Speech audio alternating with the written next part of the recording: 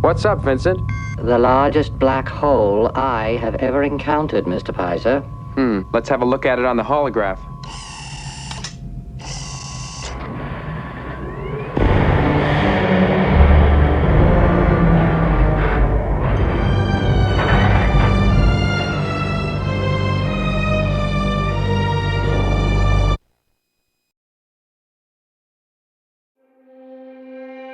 We interrupt this program to bring you a special report.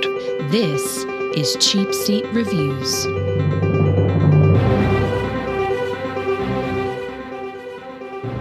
Hello, and thank you for listening to Cheapseat Reviews, the podcast that explores the Hollywood film industry for the greater good. Get off my lawn. That was awkward.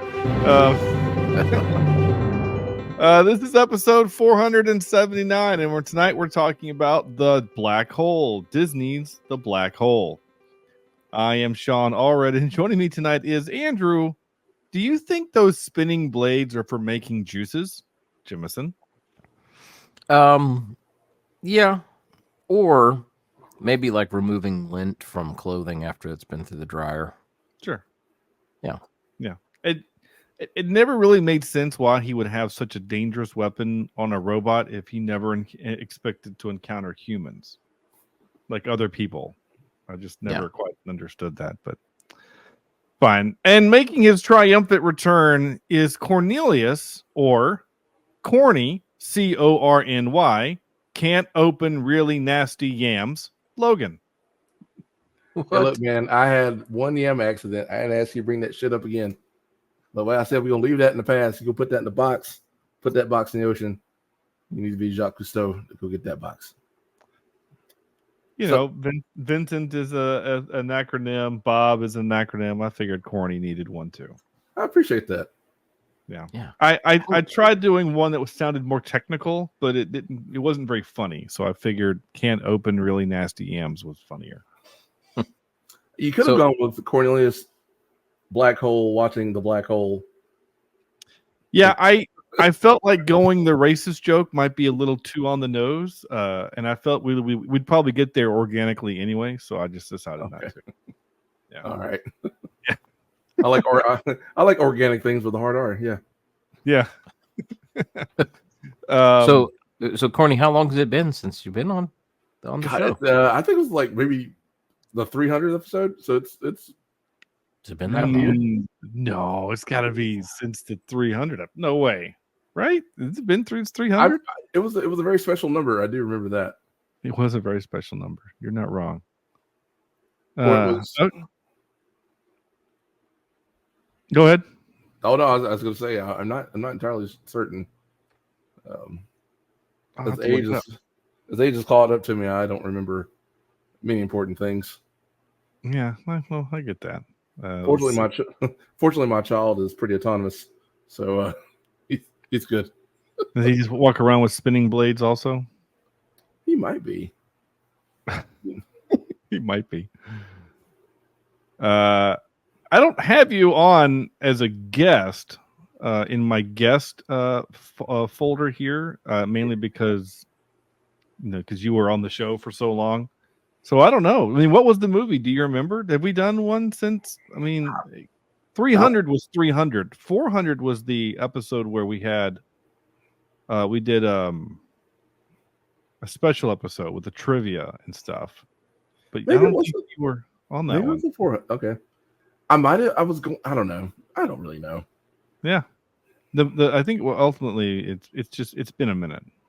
I did drop an F-bomb in that one, and I forgot that I wasn't supposed to. Oh, well, that's okay. I do remember that. It was at the end.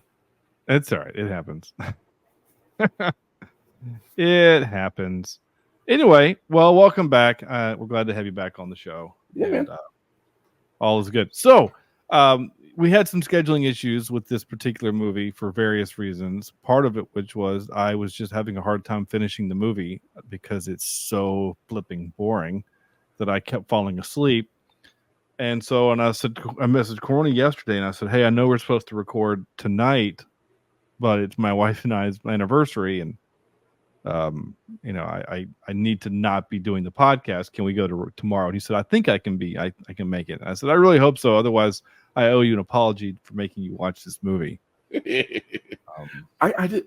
I hated it for about 20 minutes, and then it got to be ridiculous in my mind. So then it became fun. Okay. Well, that's good, I guess, as long as you kind of had some fun with it. Oh, yeah. And Andrew, I think I mentioned this last week on the show where teasing this episode that the only things I remember were like the ship breaking apart, Maximilian with his knife hands, and the small Vincent robot. Right? Like that was kind of all I remembered, right? Yeah, not a lot. Yeah.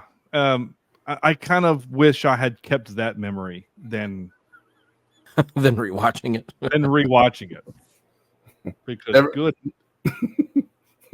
never meet your heroes. Yeah, good hell. This movie was ugh. All right, so 5-word review time. So Andrew, first we gotta say, what is the black hole? Because a lot of people probably have never even heard of this movie. Well, the black hole is a research vessel that finds. Excuse me, the black hole is not a research vessel. Sorry, the black hole is about a research vessel finding a missing ship commanded by a mysterious scientist on the edge of a black hole. And getting emails at the same time. Yeah. That's cool. And that's about it. Yeah, well, that kind of is it, really. Yeah. There's not a whole lot more I can say about it. No. Even if I were to try to add to it. We should just wrap up the episode right now. No. So let's do our 5-word review now. So Andrew, why don't you go ahead and lay down your 5-word review? So I just had some adjectives here. Okay. Boring. Long. Boring. No, seriously though, it's not a terrible movie, but let me just say it's better than some. How about that? I'll say that as my 5-word. Watching this, I felt like you can tell that it's powered by Disney because it looks good for its time. It actually looks pretty decent. It looks better than the space garbage we watched last week. Yeah. What was that called? Battle Beyond the Stars. That's right. Yeah, I blocked that out of my memory. Well, and there's also, this was a $20 million budget too. This was no... And it shows.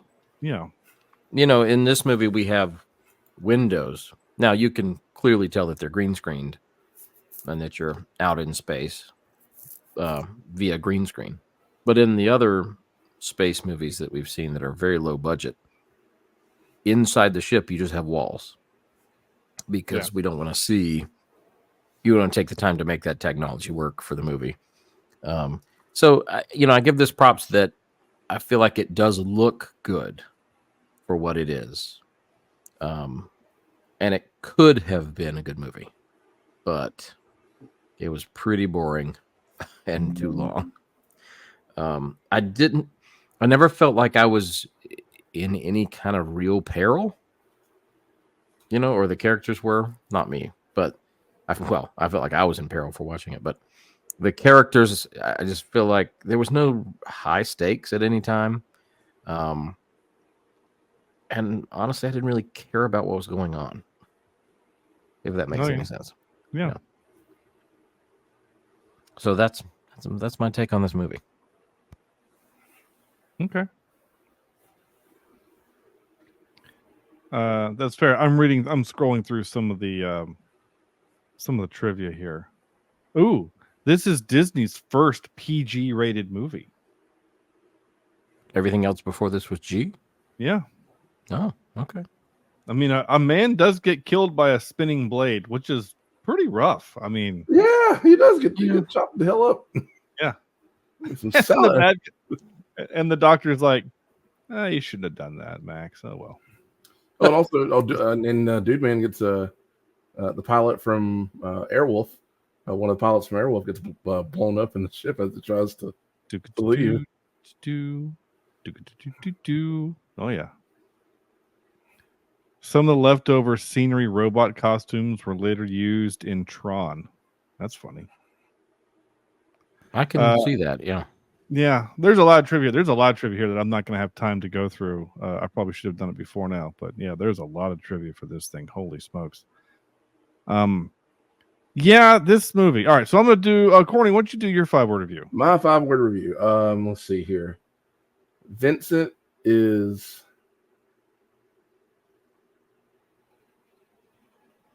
clearly I forgot to remind him about this. Yeah, sorry. Vincent is a robotic jerk. Okay. Vincent is a robotic. Yeah. I stand by it. I will.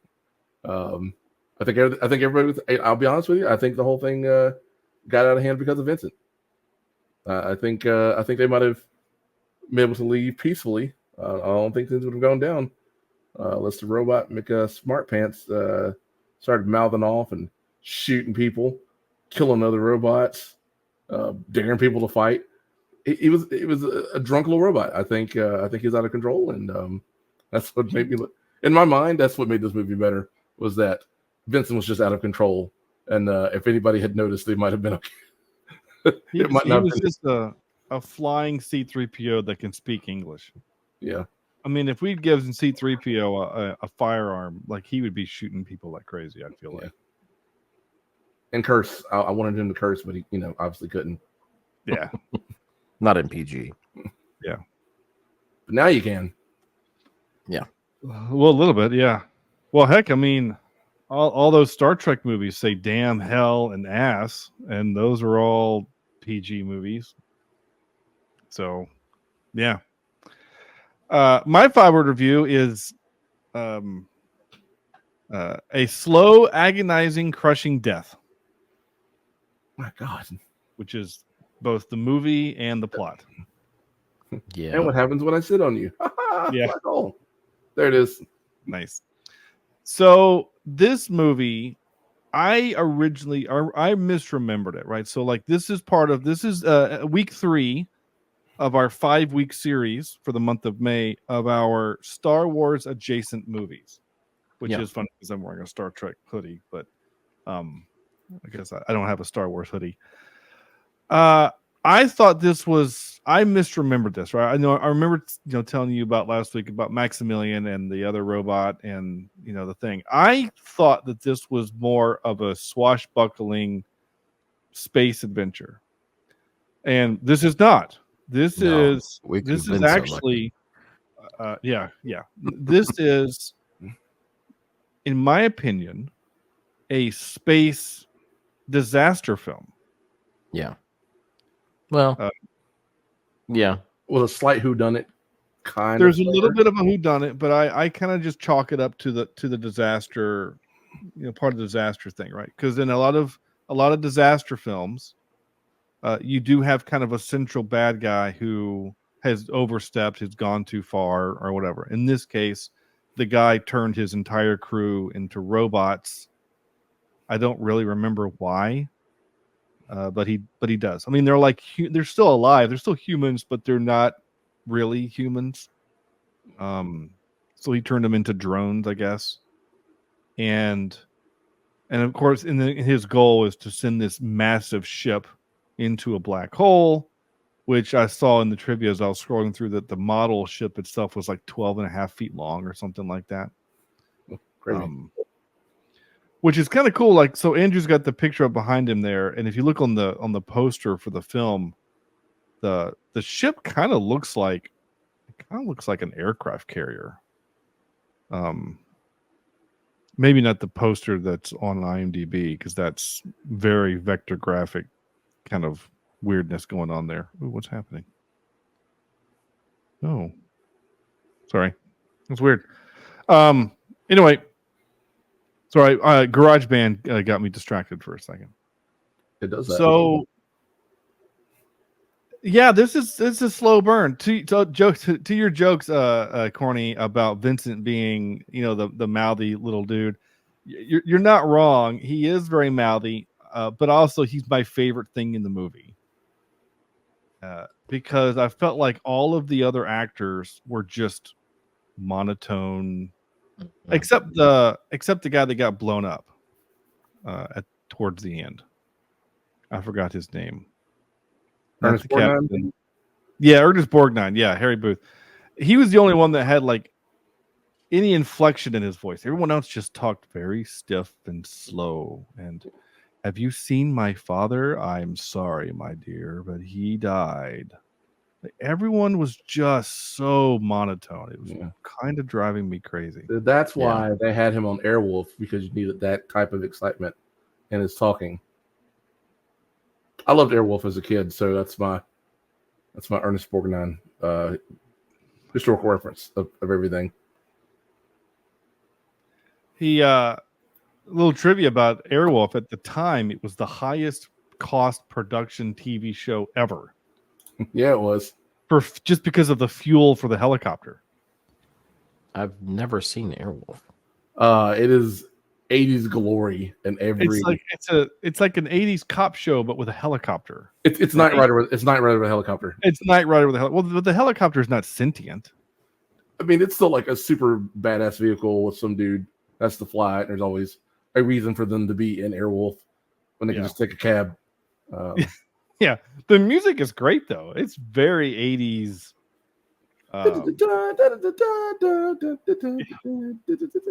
Please pull it up. It is. Oh man, this makes me want to fight people. That's great. Let's see if I can find it real quick. It's gonna take a second. Yeah, there was a video game too, right? I think I either rented it or something for the Nintendo. I did. Like I had it as well. Was not pleased. No, the game was terrible, but like the music though, it's just one of those 80s shows that has, that one rockin' theme, and it just rides with it all day. And it just modulates. That's the best. It's, another thing about it. You got the theme, and it does it for like 3 minutes. Then it modulates a couple times. You're like, oh man, this cannot get any better. All right, here we go. Go ahead. For the ones searching for the products you need, we gotta have a commercial Grainger.com first. is always there for you. Yeah, Grainger, sponsor of the show.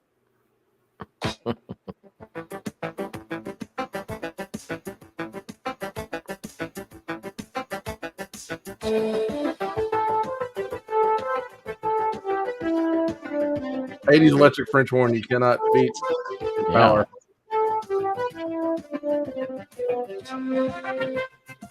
There's the trumpet. Oh man, I love it. Oh man, I want to listen to the rest of that. All right. So going back to Ernest Borgnine, I knew that I'd seen him in some things, but I didn't realize what I recognized him from until I was looking through his bio here. McHale's Navy is how I know him. Oh, I forgot about that. Yeah. I watched McHale's Navy with my dad like 30 times. You would have been young then, right? Yeah, 97. I mean, he wasn't young. He was still old, but yeah. He's one of those actors that was born 45, it's just we saw him most recently, or we will see him. We haven't watched him for the podcast, but saw him in Red as he was Henry the Records Keeper. Ah. Yeah. Another movie I love. Oh, I love Red. Mr. Moses. Episode of Jag, McHale's Navy. Yeah. Pinky and the Brain. He plays the father. That's pretty fun. Yeah, he's been in a bunch of stuff. I mean, good Lord. He was in an episode of Jake and the Fat Man. That's fun. Yeah. So I think probably aside from Ernest Borgnine, Robert Forster is probably the second biggest name in this, right? Would have to be, because I don't recognize anyone else. Yeah, I mean, I kind of recognize some of the faces, but his especially, he's done a lot. I know him from Olympus Has Fallen and Better Call Saul. He did an episode of that. Yeah, he's like a guy that like is always like a general or something. Yeah, he's been a senator or something. Oh, wait a damn minute. Okay, never mind. Sorry. We're good. It didn't occur to me until just now where I realized that Dr. Reinhardt, his evil robot Maximilian, is named after the actor, because the actor is named Maximilian. I just realized that. That's funny. Anyway, so I watched this movie with my kids, and they too were bored. And they finally had to go to bed one of the nights, and I finished the movie last night. The last 20 minutes, maybe 10 minutes of the movie. And I was trying to explain to my children what the last 10 minutes of the movie was. Now, I'm going to explain it to you. Let's see if we are all on the same page here, because I'm really curious. Because for the most part, the movie is pretty straightforward, right? Like, giant ship. Yeah. You have a spaceship, right? A space crew. They're explorers. They find this giant ship on the edge of a black hole. They get there. It's kind of like in the movie Up, right? You've got like this, instead of dogs, he's got these robot people, right? And he wants to do this crazy, great, big adventure thing, right? And he's a little crazy and he's a little off, and they don't really trust each other. And then you find out there's some weird things going on, and the robots are shooting lasers off in the distance and whatever. It's all fine. And then they hatch a little plan. Right, Ernest Borgnine hatches a little plan where we're going to basically take over the ship and send it home, and they can be heroes because they've rescued this ship, because this ship's apparently been lost in space for like 30-something years or something. I can't remember the number. It was supposed to return, and it never did. Yeah. Or it was given the command to, and he ignored it. So then a probe ship comes back, and he says, "Oh, this probe ship has the trajectory, and the probe ship has the shielding and the technology to actually maybe survive the black hole." And then, for some reason, the ship is now starting to get sucked into the black hole. I missed that plot point of why, if he did it on purpose or if it was an accident. I honestly don't remember. And then, so like the middle third of the movie, actually the last half of the movie, is the ship slowly breaking apart as it's being pulled into the black hole. Eventually, the main the trio, the three humans, Ernest Borgnine gets blown up, trying to escape, and Vincent, the little mouthy robot, who has a duel with Maximilian, which I actually thought was kind of cool. When you're dealing with plastic robots on wire work, I actually thought that the duel was kind of cool at the end. Maybe I'm wrong, but for 1979, I thought it looked pretty cool. Oh, I agree with you. I think the fight was well done for what it could be.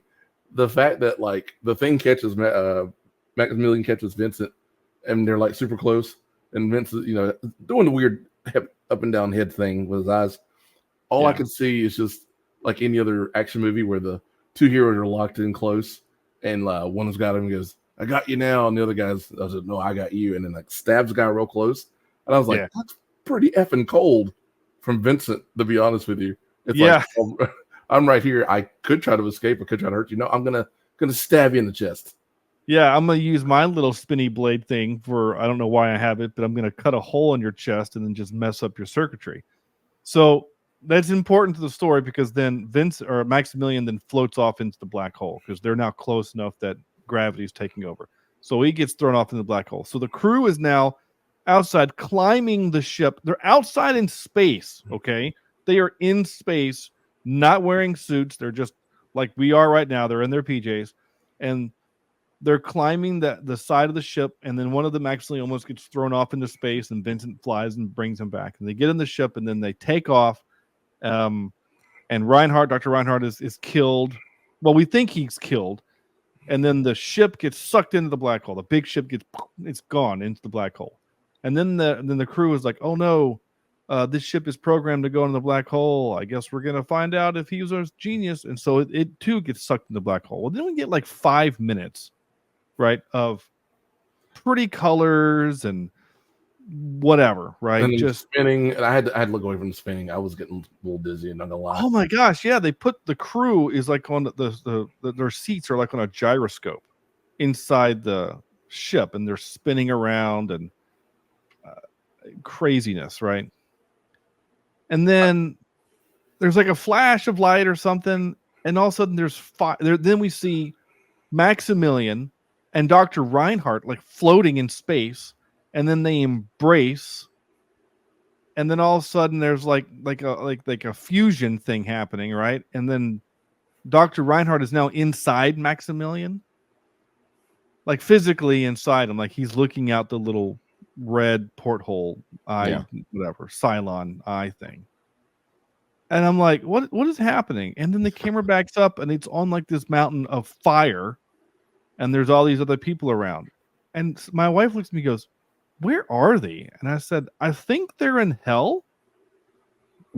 Didn't you know that's what's inside the black hole? Like that's the only I can think of, is that they went to hell, right? Like, that's how I read it. I want to say, yeah. I was like, there's no other place that I think they could have gone. But why would a robot go to hell? That's what. Yeah, why would the robot be there? I kind of get why Maximilian or why Vince, because he was a jerk. But he's a robot. Who cares? Like, why would God doesn't care? Have you not seen? That's a Disney movie too. All robots go to hell. Yeah. Somewhere down there is a Roomba. Like, I just sucked up keys one time. I'm sorry. Yeah, that one Roomba that dragged dog poop all over the carpet. Yeah. It was a sequel.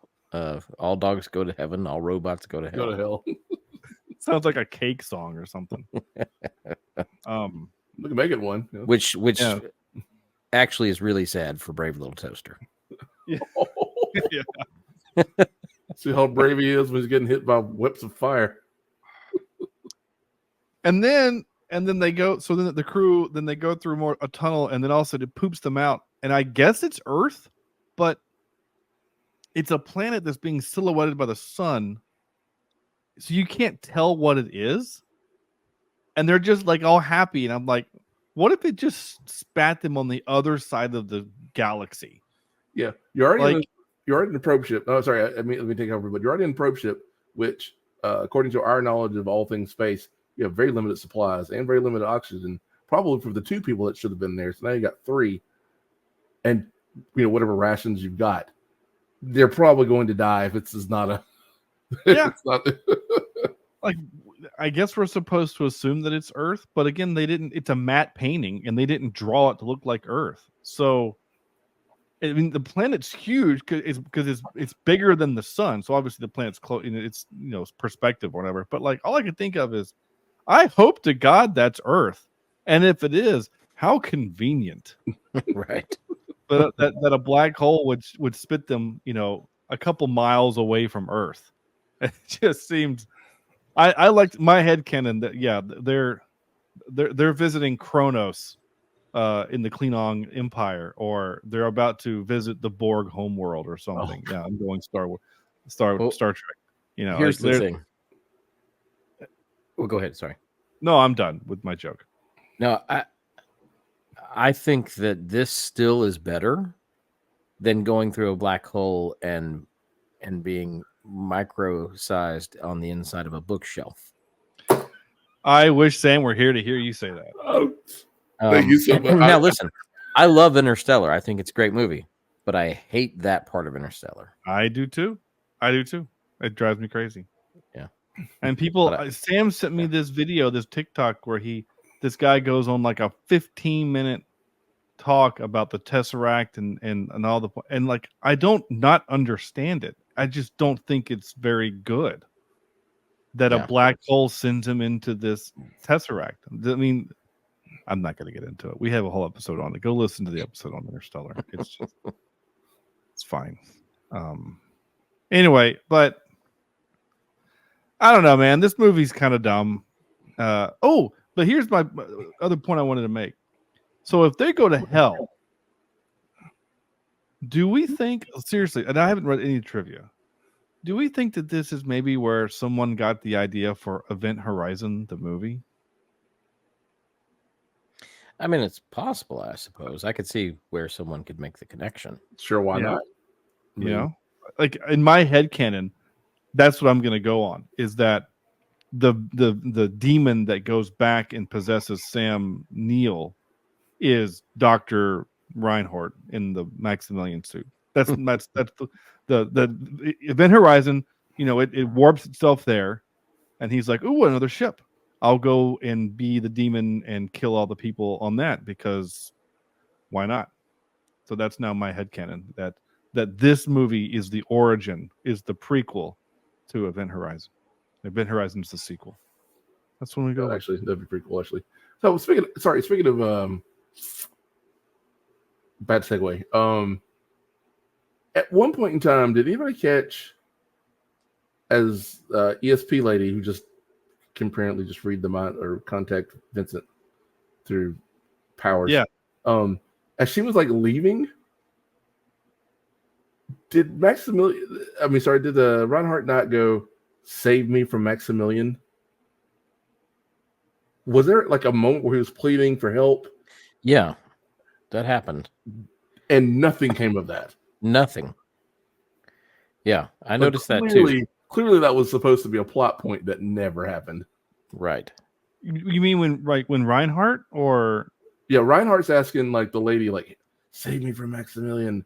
And she's like, nope, gotta go. And oh yeah, you're right. Like Maximilian was kind of running the show. Like Maximilian was the one that wanted to go into the black hole or whatever. Yeah, you're right. That was a plot point that never was, because when he gets crushed by the giant TV, Maximilian just leaves him there. Right. But yeah, you're right. We never do find out, like, actually Maximilian's the one that's behind all of it or something. Yeah.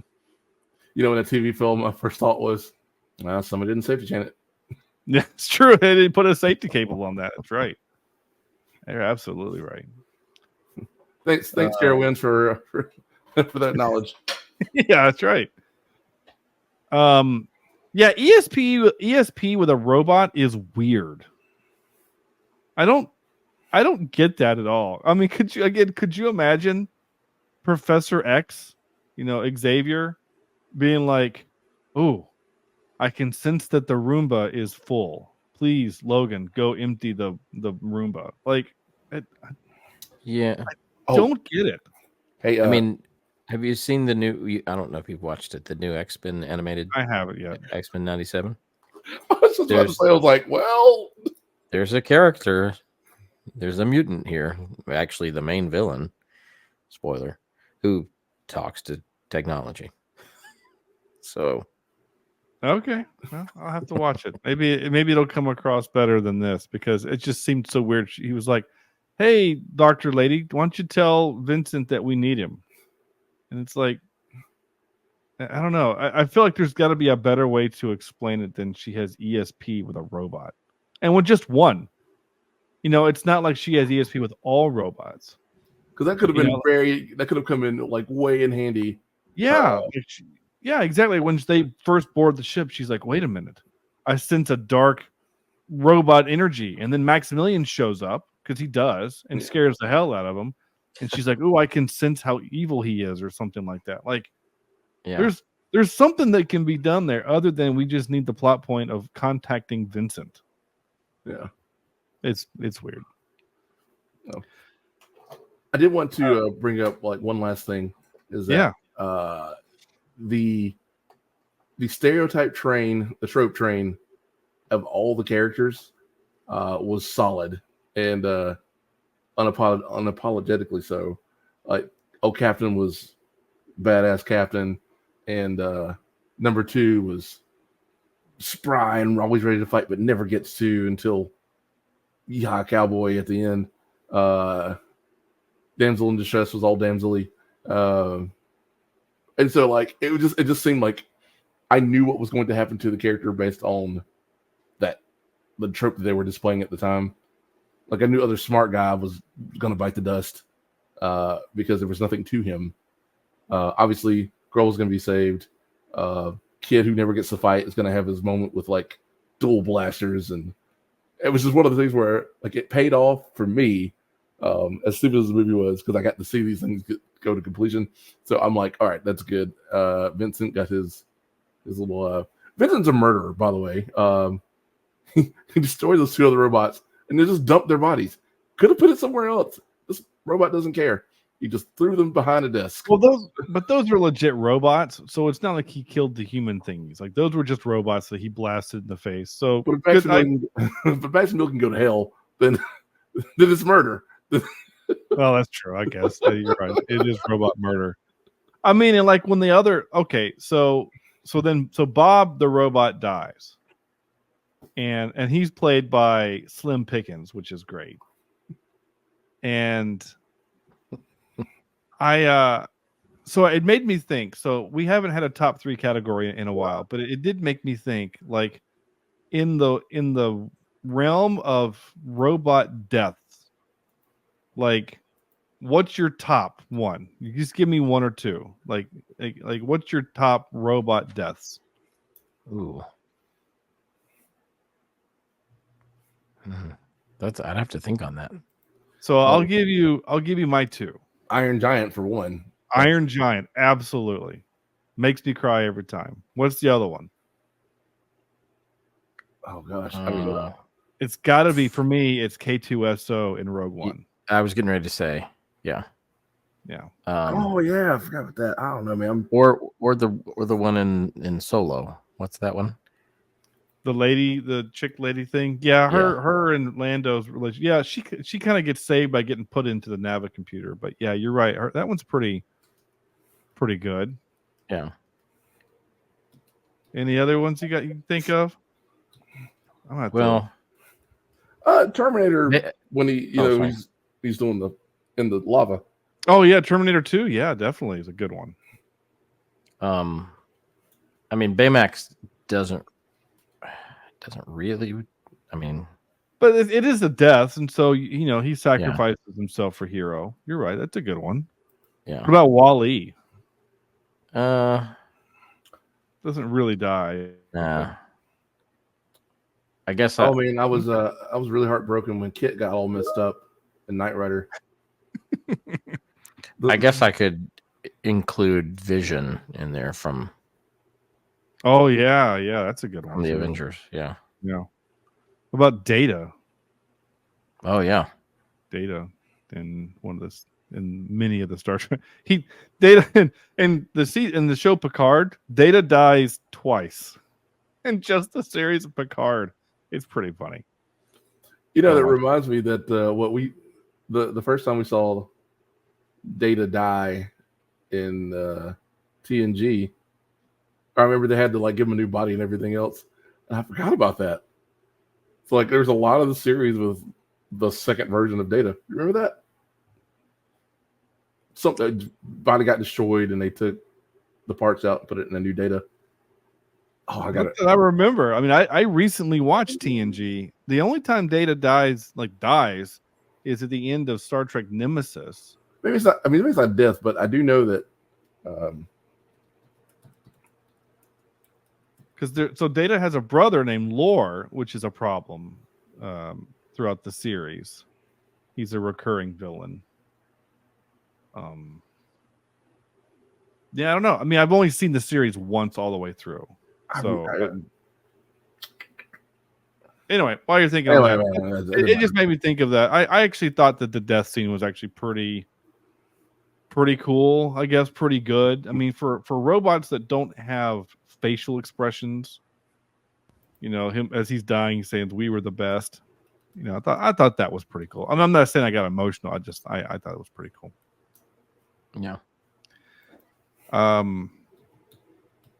Oh, one other thing before I play clips. So the intro, I picked that intro mainly because it says black hole, but also we get, for the second week in a row, the good old blaster beam. So I'm going to play it again. Listen for the blaster beam. What's up, Vincent? The largest black hole I have ever encountered, Mr. Pizer. Let's have a look at it on the holograph.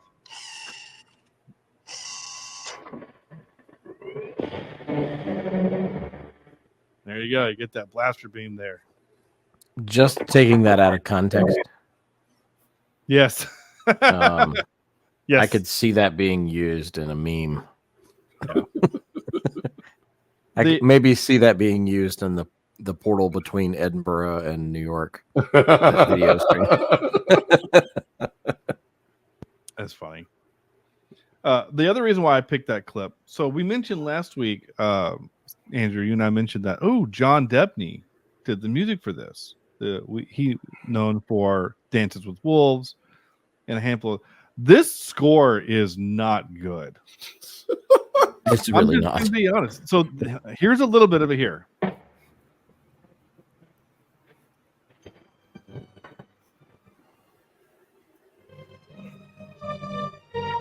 Prepare for 2 hours of that. Yeah. It's Oh, pretty vanilla. Oh, and the little hero theme at the end, it's one of the worst hero themes I've ever heard. And we watched Star Crash. So yeah. Well, I couldn't even hum anything from Star Crash, but you're not wrong.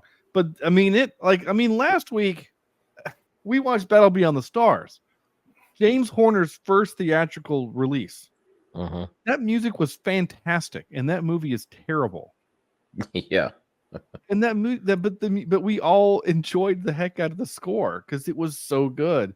This music made me want to like. This music was also plotting and slow and dull, and it's like and boring. Yeah. Like, did John Debney did he just have a boat payment he made to make? Like, I don't know what is going on, but I hated it so much. Boring. Okay. I'm gonna fall asleep just thinking about that music. Yeah. All right.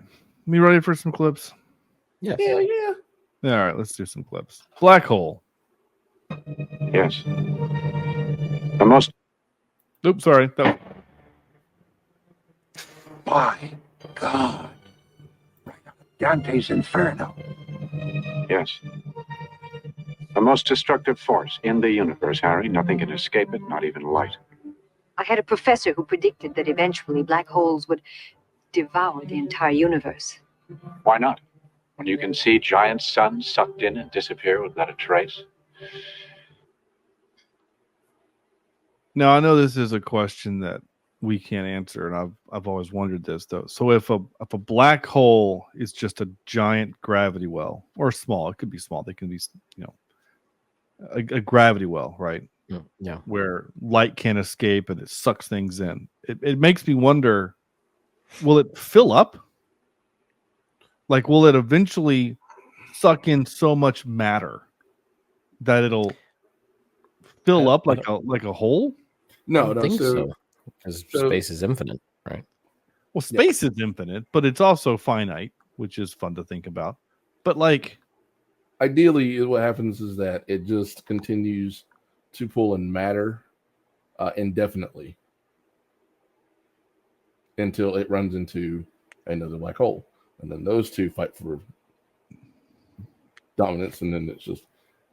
yeah. But apparently, it will never fill because it's just pulling in the matter, and as it pulls. But like, that's my question. Like, if it's a gravity well, and the matter's being pulled in, where is the matter going? It ejects somewhere. So that's what we don't know, because we don't know. There's no proof of an Einstein-Rosen bridge. I mean, we haven't seen yet, the other side of a black hole where it's just matter being spurted out like a butthole in space. Yeah. So, actually, we have. It's called the Devil's Anus. in my defense, I didn't know it was called the Devil's Anus when I picked it. All right. This line made me laugh. Incredible. It ought to be. Sure costs the taxpayers enough. I don't know why that made me laugh. It just made me laugh thinking about the taxpayers. Because this was a U.S.-based research vessel. They had U.S. flags on their sleeves. Like, the United States was still doing its thing. Last week we had a Confederate flag on a ship, and this week we have the United States flag. That's right, Corny. Battle Beyond the Stars. The guy named Cowboy had a Confederate flag on the side of his spaceship. That's okay. I just heard today that Confederate History Month was given a go in things like Mississippi or something. So yeah, That's amazing. Wow. Okay. Yeah. Here's Vincent being snarky. It's only dinner. Said the spider to the fly, I should be with you. Yeah, we'll be safer without you and Max trying to knock heads. I can handle that thing. Yeah. Said the spider to the fly. Yeah. Vincent was, I don't know, somewhat philosophical for a robot. Yeah. Oh yeah, always had like just the right phrase or poetic statement to make for you mean like this? Hey, look at that. Vincent, you're going to have the time of your life in there. I don't mean to sound superior, but I hate the company of robots. So try and relax, have some fun. Remember what they say, all work and no play? All sunshine makes a desert, so the Arabs say. You'll alert me if you're in trouble, Captain. all sunshine makes a desert. Now, the part that I hate about this clip is this beginning part. Hey, look at that. Vincent, you're going to have the time of your life in there. That's like me trying to convince my son to go play with strange kids at the playground. Yeah. Like, it's so derogatory. Oh, Vincent, go play with the other robots. You'll have fun. It's so stupid. I hate it so much. This is a companion. This robot has saved your lives on many times. The guy literally says the next line, "We've been through some scrapes together. It's fine." Like they depend on this robot. This is R2D2. This is part of the family. But go have fun, little kid. Go play with the other robots. It's so annoying. Oh my gosh. Stewie. We have Robot Stewie is what we have. Oh, that's Robot Stewie. That's a good one. I like that. Not wrong. Here we go. My name's Bob, Biosanitation Battalion. I couldn't talk freely before, but I have a whole lot to tell you. If Maximilian knew you were here, well, it'd be the end for the both of us. Can you permanently rearm my lasers? Yeah, I can. Vincent, you and your friends are in grave danger. Reinhardt only turned the lights on to prevent any damage to the Cygnus. This is a death ship. What does your intuition tell you, Kate? Oh, sorry. No. This is a death ship. So, yeah. Reminds me of the robot from Star Crash. Yeah, I was looking for the clip. Honestly, I was while that playing, I was looking for it. I don't have it handy, which is weird. I should always have that handy.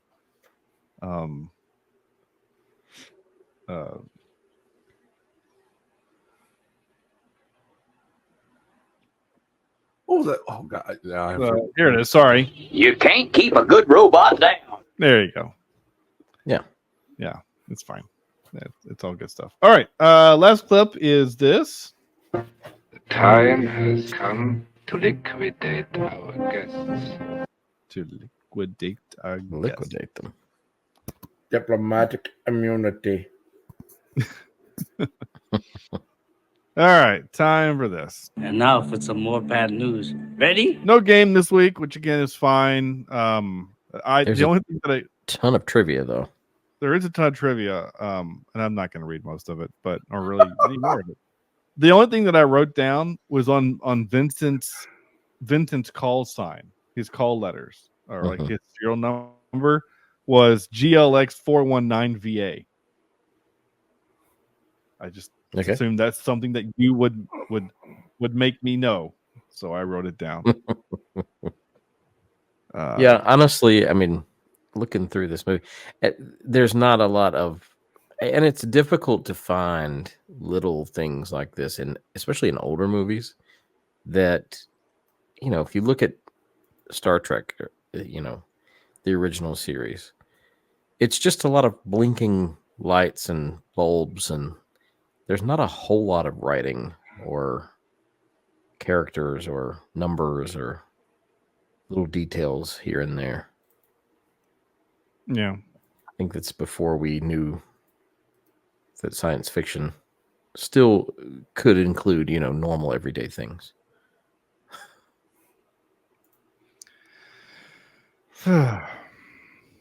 John Barry. I've been saying the wrong name. John Barry. Who I've been saying? John Debney? Leguizamo. Yeah, John Barry composed the overture. Excuse me. Yeah. I was miscrediting the bad music to the wrong person, so I apologize. Yeah, you're not wrong. There is so much. The name of the ship orbiting the black hole is named the USS Cygnus. Cygnus X1 is the name of the first discovered astronomical object widely accepted to be a black hole.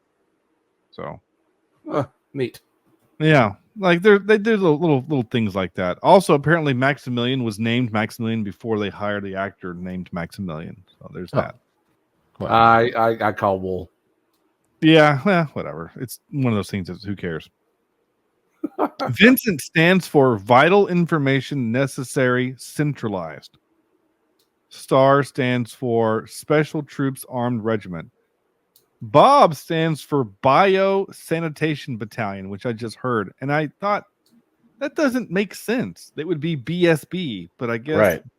BO sanitation. Like sanitation doesn't get its own word or letter. That seems weird.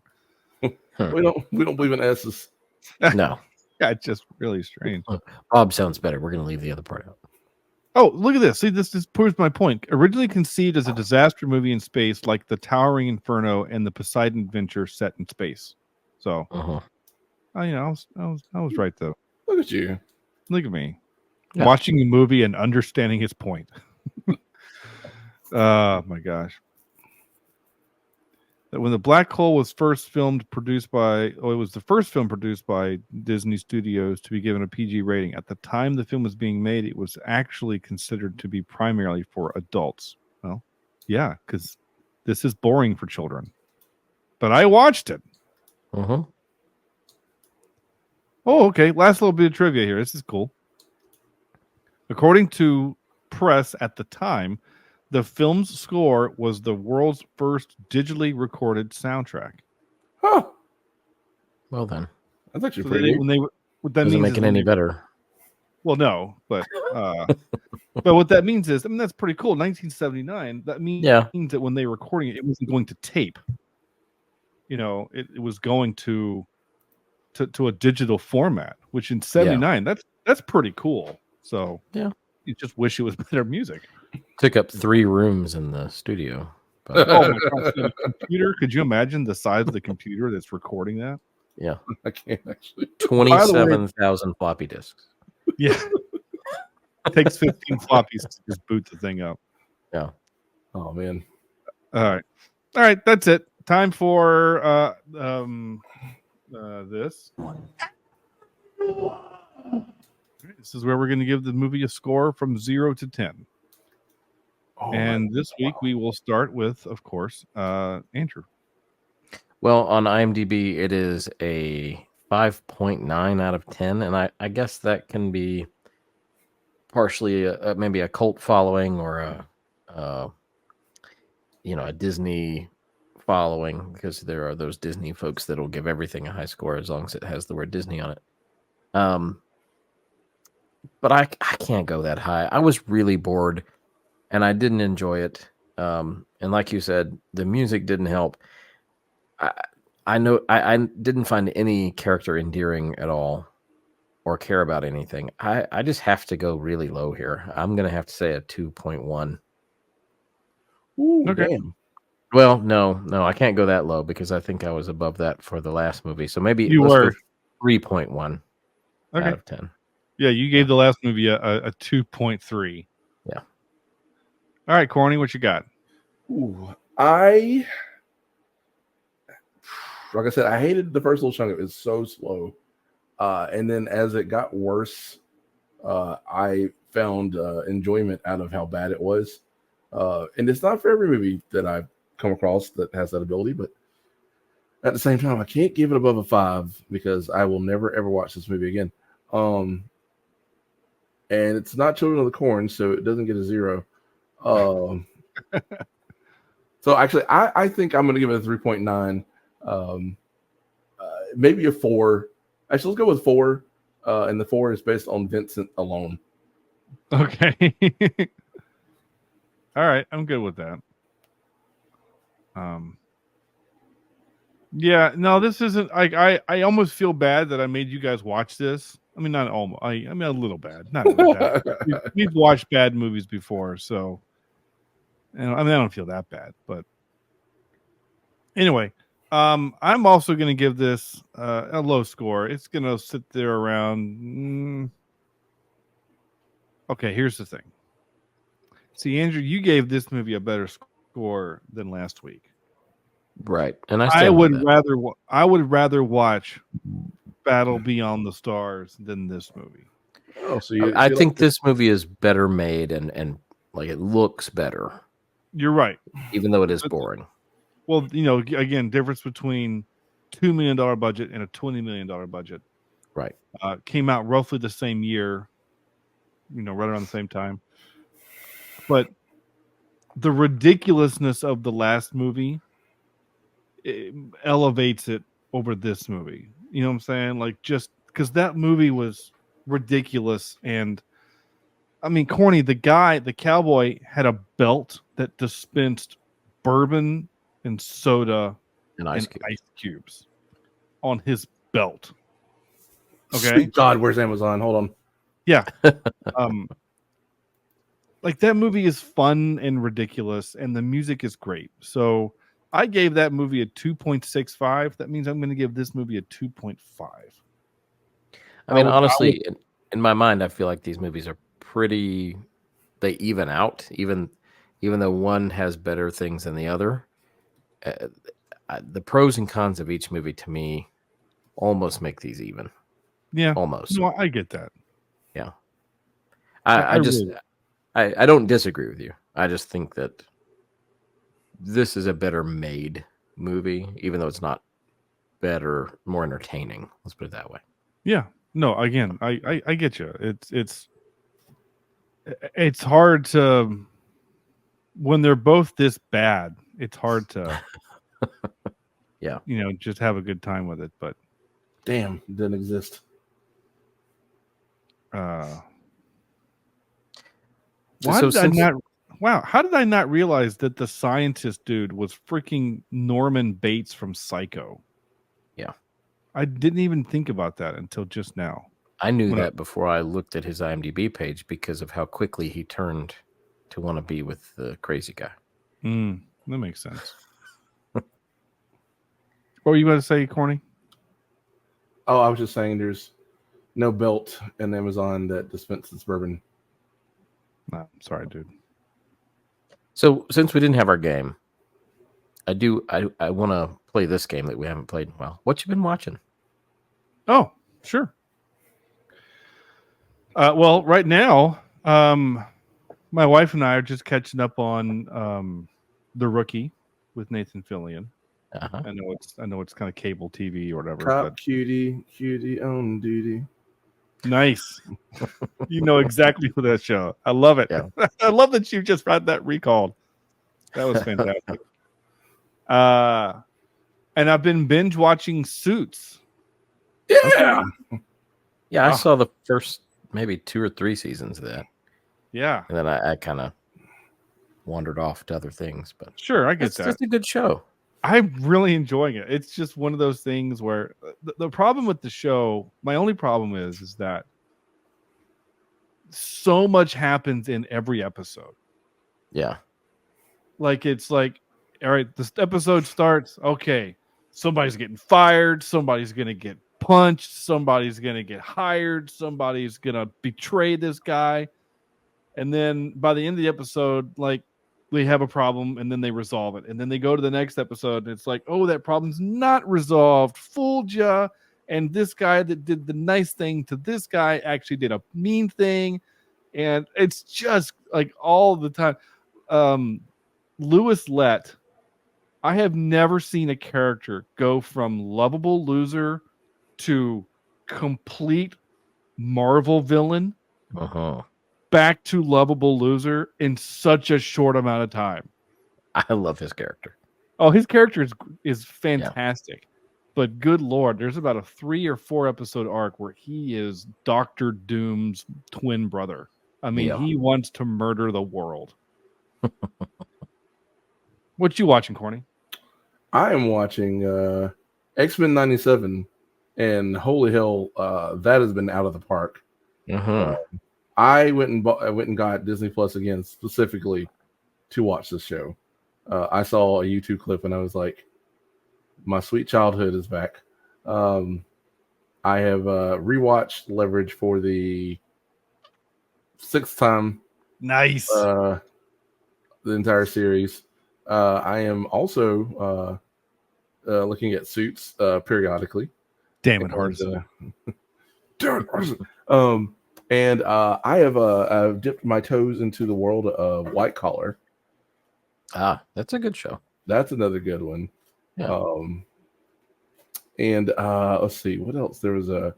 That's a USA show, also, wasn't it? Yeah. Mm-hmm. I am on a Michael Jai White kick, so I've been watching all of his bad movie, or like his B-rated martial art movies, and they're all great. Nice. That's the guy from Spawn, in case anybody didn't know. Yeah. And also Black Dynamite. Well, of course. Yeah. So anyway, going back to Leverage real quick. So Hardison, right, the actor, he is in Black Adam, and the voice he uses in Black Adam annoys me so much because when we did Black Adam, I had just come off my rewatch of Leverage like 2 weeks earlier. So I was so used to listening to Alec Hardison talk that when he's doing his Falcon Man, whatever he was called, he talks slow and deliberate like this. Like, now why would you go and do a thing like that? Like oh my gosh, it was annoying me. But anyway, it's fine. Age of the Eagle, baby. Age of the If you've seen Leverage, that's hilarious. All right. By the way, I saw one of those dumb clickbaity things where it's like the Marvel versus the DC counterpart, like who would win in a fight. You know, like Iron Man versus whatever it was. It wasn't the Falcon dude, wherever we just saw. It was another dude. Doctor Strange versus Doctor Fate. You know, and it's just a paragraph little blurb, and whoever wrote it was clearly a Marvel fan. So there's obviously no way to do it, right? I think there have been a couple of Marvel DC crossovers. I think I saw one that said like Spider-Man versus Batman or something like that. Corny, is that a thing? Oh, no, they did like they've done these a couple times, and the one was Wolverine versus Batman. They've had a universe where they combine people, so then it was Wolverine and Batman combined. But it's never been like Spider-Man versus Batman, because I mean Spider-Man would actually kill Batman in actual hand-to-hand, because Spider-Man can lift 10 tons. So in other words, so no, there hasn't been a Spider-Man versus Batman thing that I can think of off the top of my head. But anyway, the point, the end of the article, which made me click on it, was Black Adam versus Doctor Doom, and then the article posited that Doctor Doom would kill Black Adam pretty quickly. That's actually probably true. So I thought, oh, that's kind of cool. That sounds fun. Yeah. Anyway, fan videos for somebody to make. What are you watching, Andrew? Oh yeah. I've been watching also X-Men 97, and I will say I skip every intro of every show ever, but not that one. Yeah, because I just love that. I've also been watching Star Wars: Tales of the Empire, which there's only a few episodes, but they're all really good. Schitt's Creek. I don't love it as much as I love other sitcoms that I watch, but it's a good kind of background noise that I like to entertain myself with. And then I've seen 2 movies that I don't know if we're going to do them for the podcast or not in the future, but I wanted to see these 2 because I've heard controversial things about them, and that is Madam Web and Unfrosted, the Jerry Seinfeld Pop-Tart movie. That's a real thing? I will tell you that one of those movies I really enjoyed, and I didn't think I would, and the other one I thought was terrible. So well, I'm gonna leave you with that, because most people have said, a few people that I work with have said that they watched Madam Web in the theater and said it was the worst movie that they have ever seen. Like ever. Interesting. I don't know. I haven't. If he ever gets to streaming, I guess. Did you? I guess it is. Yeah, they're both on Netflix. I mean, I guess we can do Madam Web for the podcast at some point. I don't know why, other than just to do it. But okay, yeah. Well, I don't know. Just, I mean, I did make you guys watch Morpheus, so I would just be curious or to Morbius. see. I would be curious to see your opinions on those two movies. Spider-Man is very near and dear to my heart. I'll be honest with you. I heard nothing but poo-poo about Madam Web. Well, so Spider-Man's not in it. I know, but Madam Web is very intricate to like Spider-Man's whole thing. So I don't know if this is like I don't even want to look it up. I don't want to find anything about it. I just I'm that like about it that I think it's going to ruin a bit of the Spider-Verse, and that's I'm just not going to touch it. The only other thing that I had watched recently was we finished Bad Batch, the series as a family. We watched that. We also finished watching the Percy Jackson series as a family and enjoyed that too. So, and now for some reason, my daughter has decided to rewatch Avatar: The Last Airbender. Good for her. So Saturday we watched like 4 episodes of that while we were cleaning and doing chores around the house. So she just put it on. She said, "I want to watch it again." I'm like, okay, not going to get complaints from me. All right, well, that's it. That's the show. Thank you all so much for listening. Thank you, Corny, for joining us again. And yeah, man. Heck yeah, let's do it. We'll do it more often than once every 3 years or something. Once every 200 episodes. Yeah, something like that. Thank you for summoning from my ice cave from which I've been staying. Sure, I get that. Next week we have a treat. Next week is that week. Oh, we do. Okay. Yes. No, this is a treat. It's a treat with a hard R. Yeah. This is Spaceballs. We're doing Spaceballs next week. Okay. Sons of bitches. It's like you invited me for the black hole and not Spaceballs. I'll be honest with you. That's a kick in the balls, man. That's Spaceballs. I know. Don't be mad. Oh, Spaceballs is next week. Continuing our Star Wars adjacent film. I mean, not only is it Star Wars adjacent, they are actively making fun of Star Wars in that movie. Oh, you can't get more adjacent on. Yeah. It's Star Wars parallel. Yeah. I'm going to drive to your house and shit in your lawn with my black hole. That's what's going to happen. Well, that's fine. I don't think you know where I live now, though. I moved. So that's fine. Anyway, that's it. Next week, Spaceballs, and then we will end the month with Rebel Moon 2. Ooh, interesting. Yeah. You should. That's the not treat Andrew thought was coming next. Yeah. In the meantime, go to our website, cheapseatreviews.libsyn.com. There you'll find links to all the things that are important to us and to me as a show. Also, go to youtube.com/cheapseatreviews and leave us reviews and comments and things like that. I know I'm way behind. I am sorry. Also, for some reason, there was no video. Do you remember what happened, Andrew, with the video for the Slumber Land? I have no video of it recorded. I don't know. I don't either. So it's just going to be an audio episode. Yeah. No video. Okay. Sorry. Okay. I mean, it'll be on YouTube, but there'll be no our faces. So yeah. Right. Okay. Anyway, that's it. On behalf of, if I said anything else I need to say, no, just socials and media and do that. Don't buy some merch too. That'd be cool. Join us on Discord and all that stuff. Or I will find you. Yeah, and he'll apparently poop in your yard with his black hole. That's only funny if you know that Corny is black, because I don't think that joke works with the listening audience. What'd you call me? That doesn't know that. Yeah. How dare you, sir? I know. I am melanin rich. That is true.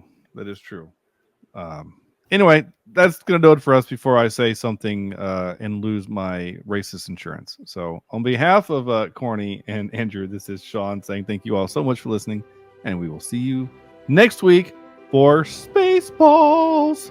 Except for me. Except for Corny.